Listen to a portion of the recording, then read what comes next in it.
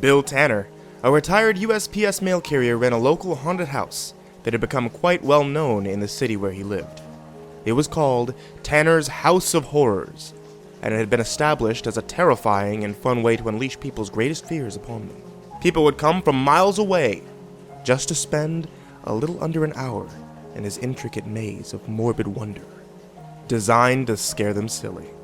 His haunted house was a dream come true for horror enthusiasts and people just looking to have a good time, especially during Halloween week. So it would come to surprise many folks. The self-proclaimed king of horror house began to speak privately with friends about shutting his business down. Rumor had it that Bill believed something very real was haunting Tanner's House of Horrors. At first, folks thought that he was joking. But when his best friend Sam spoke to Bill, he discovered that something was definitely wrong.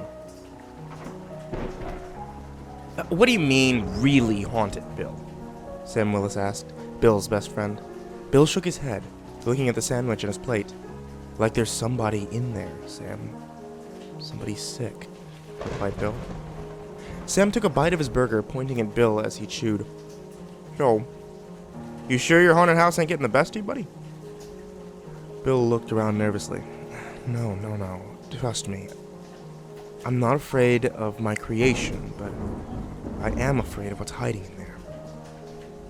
Sam gave Bill a confused look. Hiding? Like what?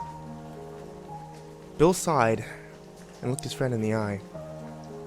They're gonna think I'm crazy. But I think there's a clown in there.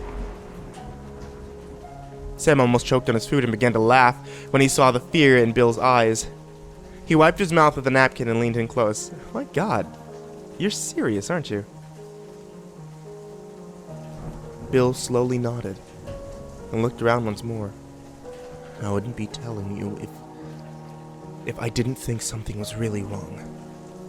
Hell, I want to shut the place down because I'm afraid of this damn clown. It isn't some person in one of my clown costumes, Sam. This is something else. Some wacko. Sam took a sip of his lemonade and rested his hand on top of his head. So, it's a guy in a costume? Bill downed the rest of his coffee and sighed heavily. I don't know. He's freaked me the hell out. He keeps getting inside the haunted house, and I don't know just how the hell he does it. I even called the police, but they can't find anybody in there. Deep down, I knew they wouldn't. I know the damn maze like the back of my hand, and if I couldn't find that clown, I knew they wouldn't either. They couldn't do much anyway besides file a suspicious persons report. Sam shook his head in disbelief and gave his friend a concerned look. Halloween is tomorrow, Bill. That's your biggest admission day. What are you gonna do? Bill sat back in his chair and fiddled with what was left of his sandwich. Don't know. I can't let all these people down, but that clown just scares the crap out of me, Sam. I don't know why he's in there or what he wants, but he seems to enjoy tormenting me whenever I'm in there. Thankfully, the customers haven't mentioned him, but I don't want to make any changes with that damn clown. I don't want to take any chances with that damn clown. What about the staff? Have they seen him? Bill shook his head, scratching his chin. That's what trips me up, Sam. Not once. I'm the only one that seems to run into him. Man. What's the plan, then? Bill finished chewing a bite of his sandwich and pointed at Sam. I'm shutting it down, Sam. I'm not going to give this guy the chance to really hurt somebody. Look, I understand, Bill. I think you're making the right call, said Sam. Bill gave a disheartened shrug of his shoulders and looked out the window. I sure as hell hope so. The next day, Bill went over to Tanner's House of Horrors to let the staff know they wouldn't have to commit to the long Halloween shift. He arrived at the haunted house to see Kevin and Natalie, setting up the entrance displays. As he approached them, he felt someone bump into him from behind. He let out a half-hearted chuckle when he saw it was Michael Myers. "Nice try, Gregory," Bill said. Michael Myers slumped his head in disappointment. Gregory pulled off the chalk-faced mask and ran a hand through his dark, wavy hair. "You scared of anything, Bill?" Gregory asked. Bill patted him on the shoulder. "Wouldn't you like to know?" Bill said, giving Gregory a sad smile. He walked up to the staff and sighed. Kevin seemed to notice something was off about Bill's behavior, and stopped measuring a zombie cutout for the haunted house window. "Uh-oh, I know that face. What's wrong, Bill?" he asked. Natalie stood next to Kevin, a look of concern written on her face as well.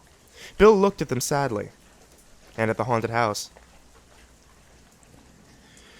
"Well, I don't know how to tell you this, but we aren't opening for Halloween night." Gregory gave Kevin and Natalie a dumbfounded look and shook his head. Natalie folded her tattooed arms, clearly upset. "Bill, you can't be serious! Your Halloween opening is the most important one!" she exclaimed. Bill hung his head and nodded. I know. Listen, guys. I don't want to do this, but I have a very good reason. The haunted house isn't safe."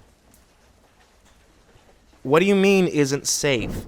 This isn't about that weird clown you saw a few times, is it?" Kevin inquired. "Actually, no, Kevin. There's been some issues with the structural integrity of the ceiling inside that I was made aware of the other day. I called in an expert. He said that part of the building was slowly caving in." Bill lied. Kevin nodded, although Bill could sense he was skeptical of the explanation. "Well, isn't there something you can do, Bill? Just close off that part of the maze and redirect the customers," Natalie suggested. Bill looked at her sadly, wishing he didn't have to weave this blatantly deceitful tale to his team. For a moment, he thought that he should tell them the truth, that he thought a very real, very disturbed clown was stalking the haunted house. Then he realized just how ludicrous it was to tell them something that he had no evidence to back up. "They'd think me an old fool for shutting down my business because of a clown," he thought. "No, I wish I could. There's just no time. It will affect other parts of the tour that I've planned out perfectly. Sucks this has to happen on Halloween, too. It's a damn shame." "But a lot of people are expecting us to open, Bill. How can you just let all those people down?" Gregory interjected, a hint of distress in his voice. Bill took a seat near the admission booth and sighed deeply. "Guys, trust me. I feel bad as it is. I really wish there was another way, but there isn't. Look, you guys know I've been doing this for years now. I love it, and you know it. So when I say I have to shut the place down tonight, it's for a damn good reason." Kevin, Gregory, and Natalie looked at one another, disappointment written on their faces. Bill slowly stood up and put his hand in his pocket. He pulled out his wallet and removed 3 bills. He held up the money for the trio to see. "I'm really sorry, guys. I'm not going to waste your time, and I'm even going to pay you a little extra for your trouble." He handed each of them a bill. "Bill, $100? No, that's too much. I mean, we didn't even do anything," Kevin said. Bill shook his head and gave them a sad smile. "Guys, look. It's the least I could do. You guys have been the best team a crazy old man could ask for. Take the night off. Enjoy Halloween." "So, when can we expect to be called back? This isn't going to take long, is it, Bill?" Kevin asked. "No, don't worry, Kevin. A few days at most. I know a good contractor who's going to come out first thing tomorrow morning and get started. I'll call you guys as soon as it's done." Kevin shook Bill's hand and nodded. "Thanks, Bill." Gregory and Natalie thanked the old man as well, and took off. As soon as he watched his staff walk away, Bill couldn't help but feel ashamed.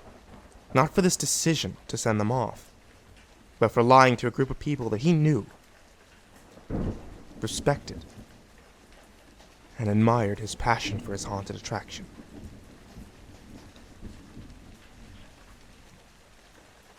Bill started locking up the place and posted a few makeshift signs letting folks know that Tanner's House of Horrors would unfortunately be closed due to maintenance. He knew he'd get a lot of backlash for closing on Halloween. What else could he do? It was better than somebody being attacked by a malicious clown. As he placed the entrance displays directly inside the entrance to the haunted house, he suddenly heard someone chuckling behind him. Bill realized that whoever was behind him blocked his only exit. Afraid to turn around, Bill cleared his throat.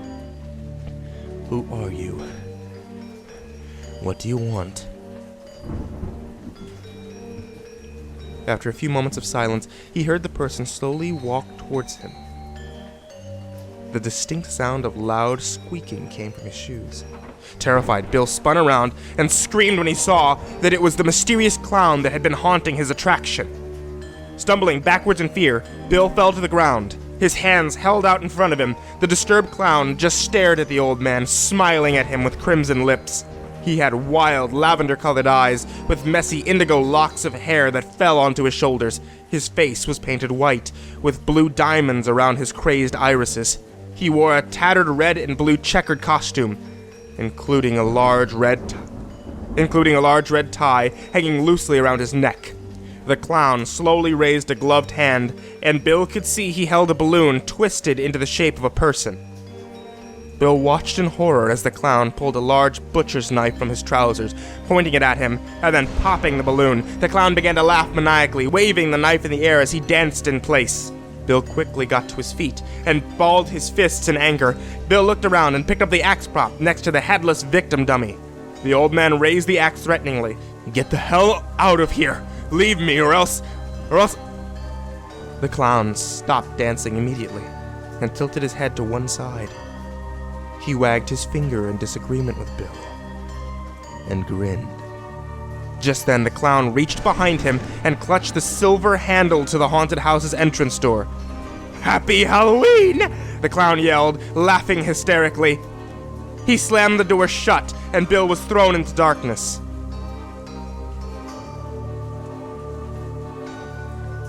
Sweating with fear, he clutched the axe prop close to his chest, trying to find the light switch, reaching along the wall. His fingers touched it and flipped it. To his surprise, he remained in the dark. Bill backed up against the wall, listening to the mad laughter of the demented clown that stood somewhere in front of him.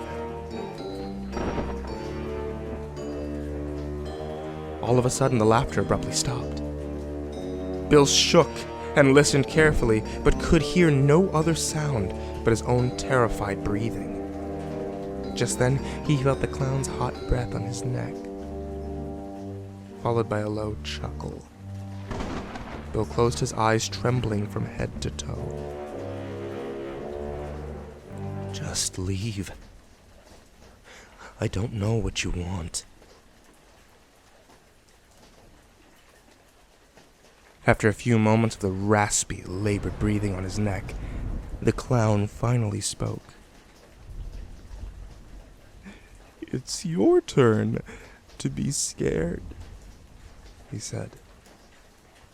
Realizing that his very life was at stake, Bill swung the prop wildly over his shoulders and was surprised to find that the faux axe head met the clown's head with a sickening thud. He heard the demented clown moan in pain and crash into something behind him. Bill took the opportunity to run blindly into the dark, looking for the haunted house's entrance door. He yelled in relief when his hand found the handle of the door, but his relief evaporated when he found that it was locked. Breaking away from the door, he ran back past the crazy clown and into the haunted maze. His only hope was to reach the exit door at the other end. Bill dripped sweat as he stumbled through the maze, feeling his way through the attraction. Without the faint dim of the hallway bulbs situated along the floor, the maze proved a bit more difficult, even with his knowledge of the haunted maze's main path. He quickened his pace when he heard a loud crash behind him. Realizing the clown was on his heels, stricken with panic, he accidentally tripped on something and collided was the life-size replica of the werewolf. The werewolf collapsed onto Bill, pinning him to the display corner behind the makeshift tree he designed. As he struggled against the werewolf's weight, he heard the creepy clown whistling down the hall. Bill desperately tried to push the werewolf off of him without drawing too much attention to himself, but he could not find the strength to escape the furry prop. He decided to try and keep quiet, hoping the lunatic hunting him would pass him by. Squeak, squeak, squeak. Bill heard the methodical sound of the clown's shoes as he approached. Shutting his eyes, he waited for the clown to lumber past him. When the squeaking had gotten the loudest, it suddenly stopped. Bill tried to make out anything across the wide hall, trying to see the clown in the darkness. Suddenly he heard the clown utter a low chuckle. "Where are you, Mr. Tanner? Are we playing hide and seek now?" asked the clown, almost like he was singing a melody. Bill remained silent, trying to pinpoint where the clown was. He scanned the dark void before him, but it was like trying to find something with a blindfold on. It was hopeless. He waited a few moments before he heard the clown speak once more. "You know, Bill, this can end well for you. All you have to do is admit that you're scared. All you have to do is say you don't want to play anymore." Hello? You just have to say you don't want to play anymore. Goddamn psycho, Bill thought to himself. Like hell I'm gonna say that. Bill didn't know if the clown knew where he was, but he wasn't about to give himself up like that. He knew the psychopath wasn't going to let anything end well. After what seemed like an eternity of silence, Bill heard something that he did not expect. It was a laugh, but a laugh unlike the clown's. It was a female laugh, and he heard the clown cry out in surprise. Bill was shocked to hear the clown stumble back, his shoes sounding more like mice during a quick dance as he tried to regain his footing. Who's there?" the clown asked, his voice hinting a drop of fear. Bill waited for the response, hoping that he could team up with the unknown woman in taking down the crazed clown. After a few moments, the woman laughed once more, closely followed by the clown screaming in terror. Bill trained his eyes, trying to see just what the hell was going on. He could hear the clown struggling against the unknown force, crying out as somebody or something attacked him. It sounded like he was getting ripped apart, and Bill tried to shut his cries of agony out. Giggling was heard soon after, which made Bill's blood run cold. Within a few moments, the giggling woman had stopped, and all Bill heard was someone breathing softly. Who the hell is that? Bill went to war with himself over calling out to her, trying to decide if it would be a good idea or a terrible mistake. The next few moments, fear gripped Bill's body as he waited for whomever it was that just murdered that clown to speak. Then an aura of light illuminated the hallway as Bill could finally see who it was that killed the crazed clown. Standing over the fresh corpse was a female clown. Her eyes as red as the blood dripping down her chin after apparently feasting on him. She had long, red, curly hair. She smiled at Bill with crimson lips. She wore a green and red jacket with candy-striped stockings, gore-covered white gloves, and dark red jackboots. Bill looked at the dismembered clown at her feet, what was left of his face in a state of eternal shock. The cannibalistic female clown cocked her head to one side and gave Bill a smile as he stared at her, mouth agape. She skipped over to Bill playfully, arms behind her back. Bill struggled with every fiber of his being to get out of his vulnerable position, but he flailed like a wounded seal, waiting for the jaws of the great white to tear into him and consume him. The female clown stood in front of Bill, still smiling as he shook with fear. She raised a bloody glove to his lips. "Shh! You have to be quiet, or else more will come. What? What do you mean? She laughed and placed her hands on her lips. You thought he would be the only one? Oh no! He was one of us. He's one of our kind. Your kind? Your kind? What the hell are you talking about? Bill demanded. Our kind! The clowns. All of us that live in this haunted house. Bill shook his head incredulously. No. How could that be possible? She chuckled. You just never noticed us, Bill. Until you saw him. Once you saw him, you can see us now. Don't you see? This place created us. You created us. I didn't do a damn thing. Get away from me, Bill screamed. Why, Bill? You made me.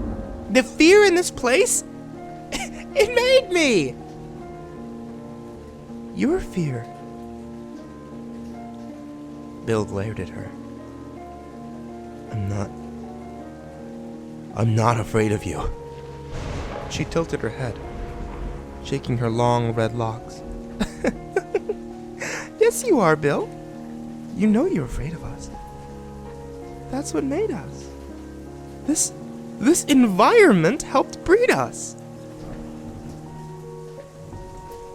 Just get the hell away from me, interrupted Bill. Leave me alone. The clown shook her head. I can't do that, Bill. You're mine now.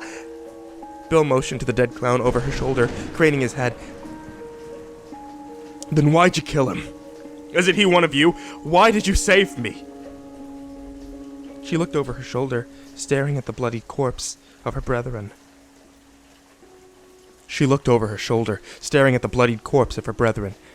Turning back to Bill with a smile. I didn't really like him.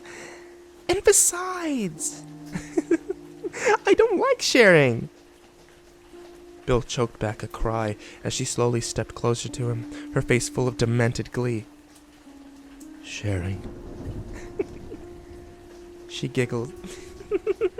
Yeah, sharing. I hate sharing my meals.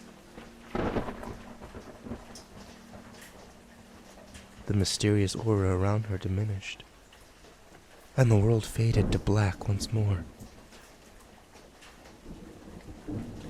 Bill began screaming incessantly. Within moments, Bill was gone. All that could be heard afterwards was the clown laughing in the dark.